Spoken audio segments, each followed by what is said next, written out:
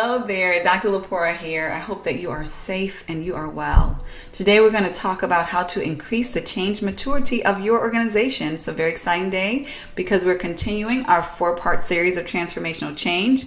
This is still obviously a very monumental time for the entire world. The entire world is going through a major transformation. We've kicked off our 4-part series with part 1, individual transition change. Part 2, we address the steps that are needed in order to develop an effective change leadership strategy. And thirdly, we address the 10 pitfalls that you need to avoid to successfully lead change. And lastly, now we're addressing ways to increase change maturity throughout your organization. ProSci has developed a change maturity model. This model illustrates what change maturity looks like at various levels. There are structural efforts that an organization should make to increase the organization's change maturity level.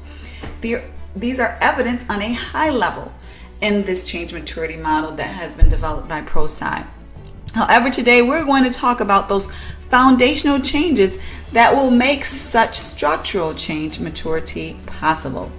So for one, if your organization wants to increase its change maturity, you should first focus on building a culture of continuous learning. Now, how do you do that? You ensure that learning is valued at every level of your organization. There's a recognition, if not reward, placed on individuals' learning. Individuals are encouraged, if not required, to learn best practices for their respective roles and areas of work. The standard that the American Society of Training and Development has set is 40 hours on average per year of learning per employee and team member. They would suggest that organizations with a continuous learning approach often train their employees, their team members, at least 40 hours per year. So beyond tactical ways to measure continuous learning is also recognized by a culture of openness and flexibility.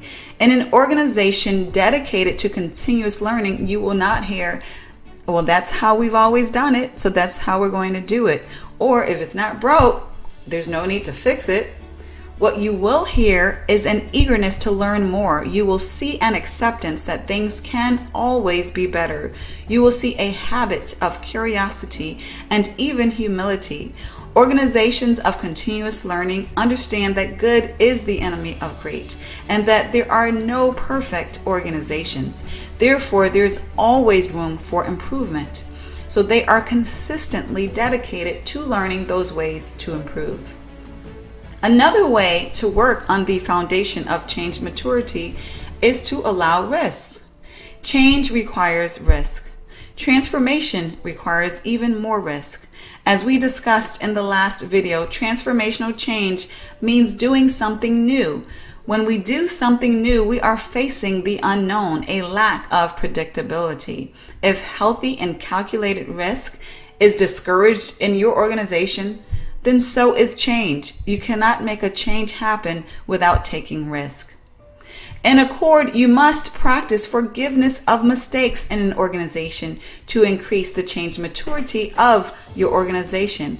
If your organization is not forgiving of mistakes, then your employees will be sure to do things as they have always done them. They will not take the risk because it will not be worth it for them. They will not veer outside of the safe and predictable rails that have been placed, and therefore they will shun change. When your organization is forgiving of mistakes, then your organization's members and staff will be more comfortable to take risks that they believe are in the best interest of the organization.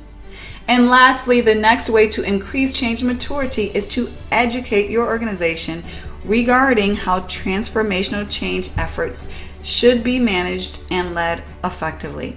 Sure, there are differences in change efforts. However, there are rigorous practices and methodologies that should be followed. There are components of change management that should be understood at every level of your organization.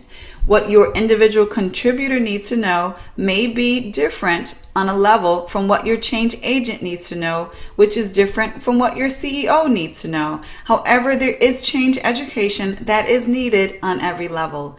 If you know a colleague or a friend with whom may benefit from this information, please don't hesitate to share through email or social media. To learn more about how to bring a change certification training program to your organization, feel free to click the link and reach out. Or to simply schedule the appropriate level change class for your organization, you can click the respective link. And also, don't hesitate to reach out if you would like an exploratory session with me regarding coaching for leadership or specifically making transformational change happen at your organization. I hope you well, wish you well on your transformational journey, and have a wonderful day.